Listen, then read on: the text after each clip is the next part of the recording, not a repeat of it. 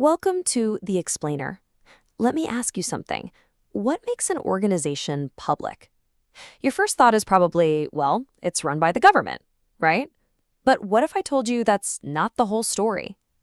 Today, we are diving deep into some really fascinating research that completely flips that idea on its head and uncovers a hidden force that gets employees to go the extra mile no matter who signs their paychecks. So here's our game plan. First, we're going to unpack this long-standing puzzle of publicness. Then, we'll look at it through a totally new lens. After that, we'll get into what the research actually discovered and wrap it all up with some powerful, practical takeaways you can use in your own work. Okay, let's get right into it. For decades, there's been this simple question that's been a real puzzle for researchers. And it all kicks off with an assumption that a lot of us make, one that, as it turns out, might be kind of misleading. I mean, that's what we all tend to think, isn't it? Public sector, that's government stuff. Private sector, that's business. But what if it's just not that clean cut?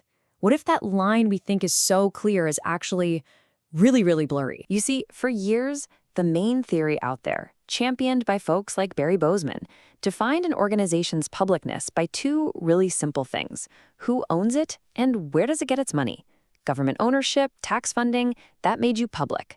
The goal was to see if more public organizations performed any differently.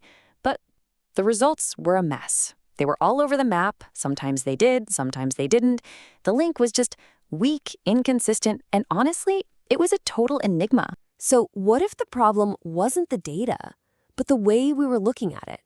What if we've been asking the wrong question all along? The research we're digging into today offers a completely different angle, a new lens to see through. And here is the breakthrough idea, the real game changer. What if publicness isn't about some objective fact like ownership? What if it's a subjective feeling? It's all about what the employees themselves perceive. Do they feel like their organization is out there serving the public? Is it guided by public values? Is it accountable to the community? That feeling, that's perceived publicness. And this quote just nails it, doesn't it? It perfectly frames this new way of thinking. At the end of the day, publicness isn't about the logo on the building. It's about the mission people feel in their hearts. It's a huge shift from seeing publicness as just a label to seeing it as a mindset. Now, of course, if you have a new idea like this, you can't just talk about it. You've got to be able to measure it. So the dissertation that this whole explainer is based on actually developed a brand new tool to just that, the Perceptions of Publicness Scale, or PPS for short. And this wasn't some simple little quiz. No, the PPS is a really sophisticated tool that measures 5 key things. It looks at who employees think is really in control, how much the organization is exposed to market pressures, and then, critically, it digs into how much it focuses on things like public values, accountability to citizens, and equity, fairness for everyone. Put it all together, and you get this unique publicness fingerprint for any organization out there. All right, so we've got a new theory and a new tool to measure it. Now, for the moment of truth. Does this idea of perceived publicness actually connect to how people do their jobs? To find out, the study surveyed 340 employees in a couple of very different lines of work: security personnel and radiology technicians. And they made sure to include people from both government and private organizations. That diversity was super important to see if the theory would hold up across the board. So here's the big hypothesis, the core question they set out to answer. If an employee feels like their organization is highly public in its mission, will they actually perform better at their job? And the results were really surprising. It turns out perceived publicness had no real impact on an employee's day-to-day core job tasks. But, and this is a huge but, it had a massive positive impact on something else entirely: their organizational citizenship behavior. So what on earth is organizational citizenship behavior, or OCB? Well, think of it as all the extra stuff. It's helping out a coworker who's totally swamped. It's staying a little late to make sure a team project gets done right. It's speaking up with ideas that could make things better for everyone.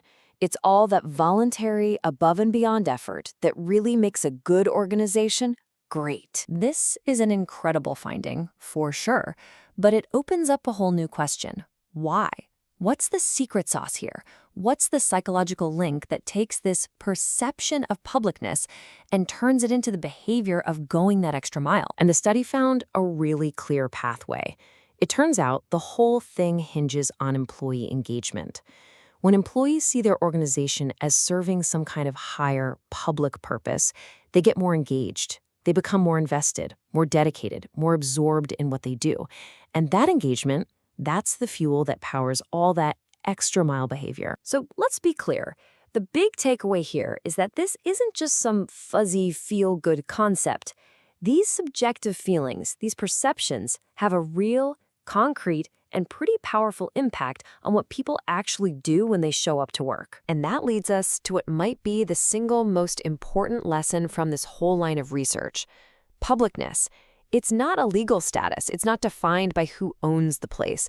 It's a powerful sense of purpose that can be nurtured absolutely anywhere. And if you need just one piece of data to really make this hit home, this is it. Check this out. In the study, the security guards working for a private, non-government company actually reported a way higher level of perceived publicness than the guards working for the government. Let that sink in.